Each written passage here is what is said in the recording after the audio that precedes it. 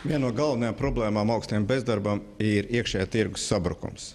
Tas bija maldīgs ceļš, tā bija liela kļūda, ko pieļāva valdība. Kas ir jādara?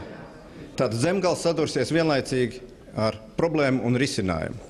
Augot lauksaimniecības efektivitātei, kas Zemgalē visnotaļ vērojama, un Zemgale ir pati ražīgākā, pati efektīvākā vieta, kur nodarboties ar lauksaimniecību, atbrīvosies arvien vairāk cilvēku, kuri meklēs darbu. Un tie savukārt šo darbu var atrast tieši blakus esošajās pilsētās. Līdz ar to pilsētas, kā darba roku uzsūcējs, kā vieta, kur atrast savu pielietojumu, būs ļoti svarīgs. Tātad apstrādājušā rūpniecība, pārstrādājušā rūpniecība, transporta infrastruktūra.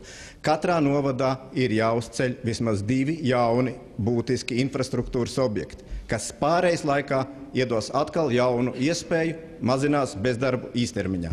Latvija ir Eiropas Savienības dalībvalsts, un Eiropas Savienības darba tirgus tiek tādā veidā organizēts, ka tas būs visu laiku dinamisks un mainīgs. Līdz ar to cilvēkiem jārēķinās savā dzīvē, ka var gadīties vairākas reizes, pārkvalificēties vai arī iemācīties jaunas darba iemaņas. Es domāju, ja Ainārs tagad ir apstājies pie profesijas metinātājs, tad es varu tikai apsveikt ar šo izvēli, tāpēc, ka industrializācija Latvijas pilsētās būs nākošo gadu atslēgas vārds šo pilsētu izdzīvošanai un pilsētu efektīvai tālākai izaugsmai.